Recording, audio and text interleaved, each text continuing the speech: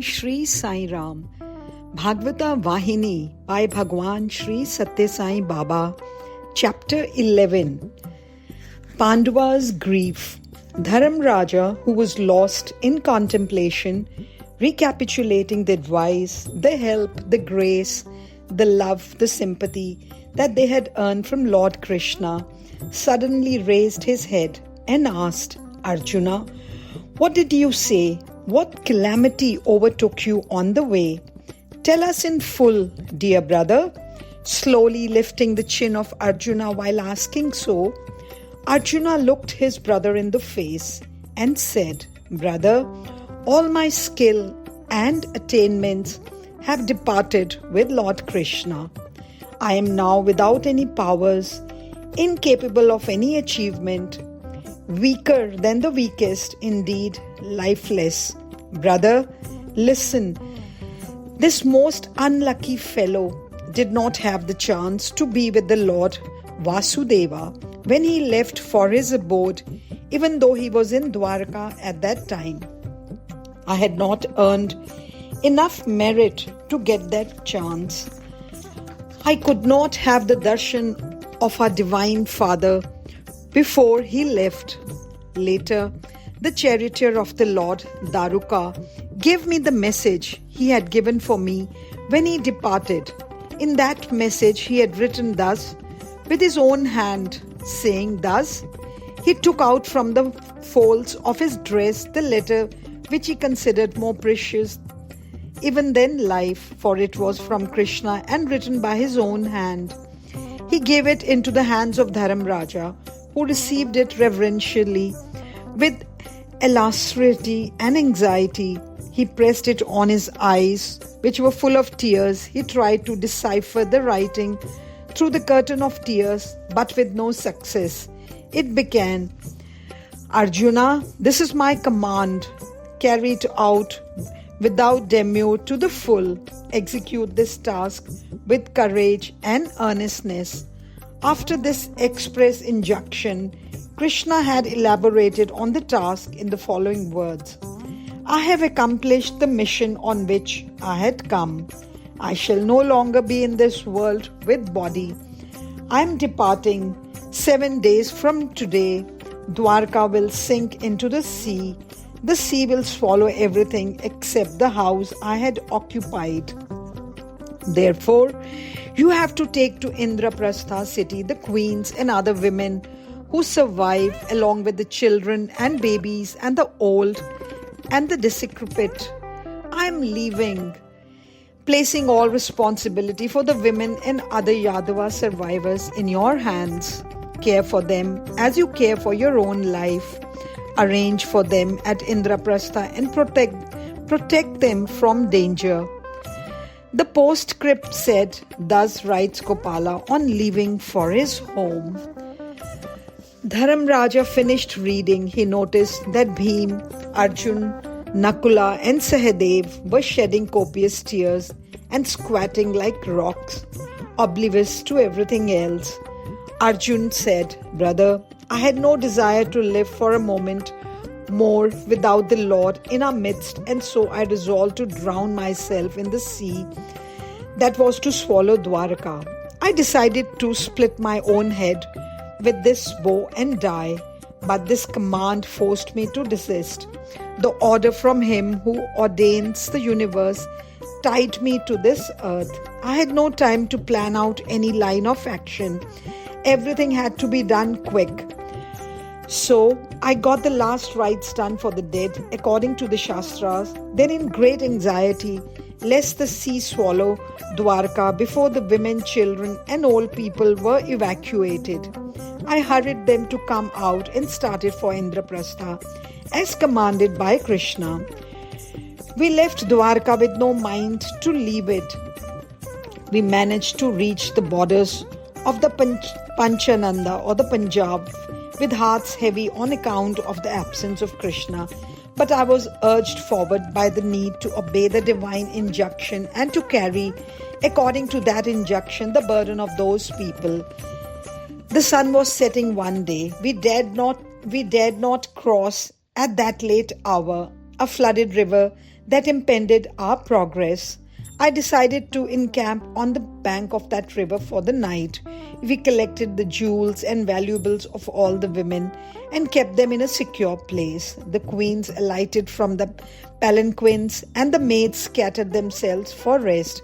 I approached the river for the evening rites, dragging myself along with the sadness of separation from Krishna. Meanwhile, pitch darkness pervaded the place, and soon we heard wild, barbarian war cries from the surrounding darkness.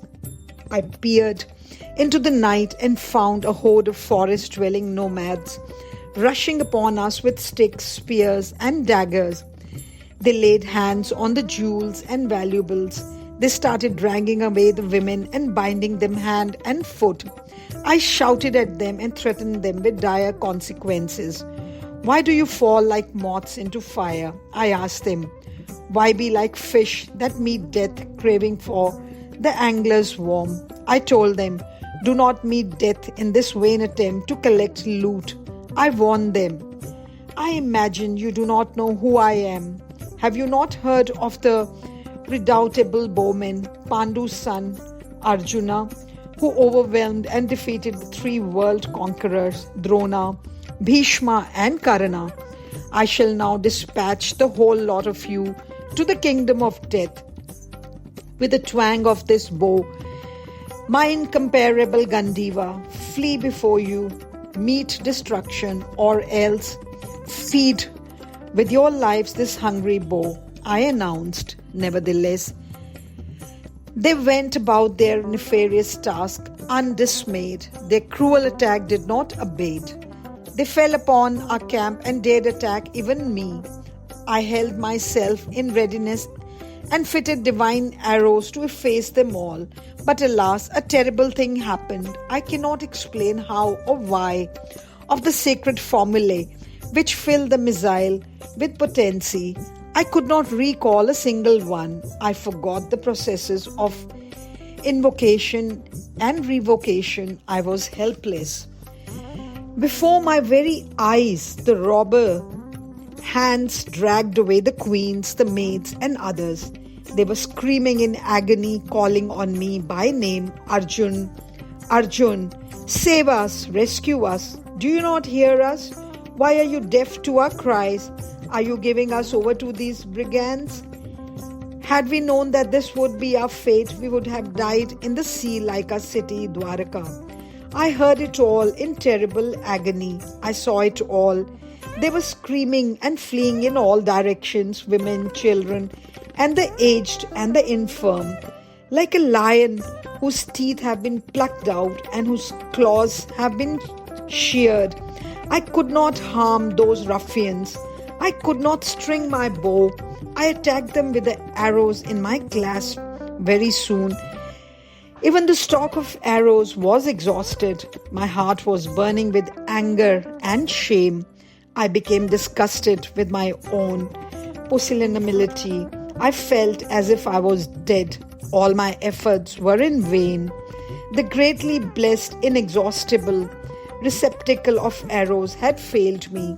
After Vasudeva had left, my might and skill had gone with Krishna when he went from here, or else how did this misfortune occur of my being a helpless witness of this kidnapping of women and children entrusted to my care?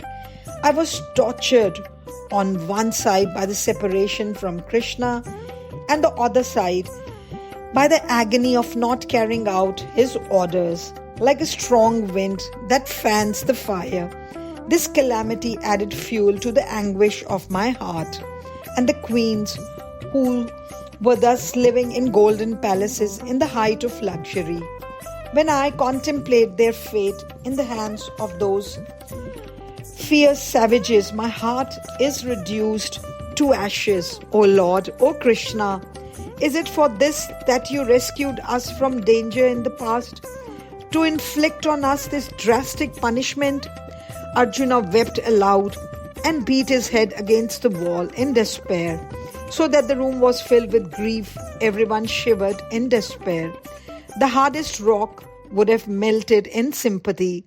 From Bhima's eyes, streams of hot tears flowed.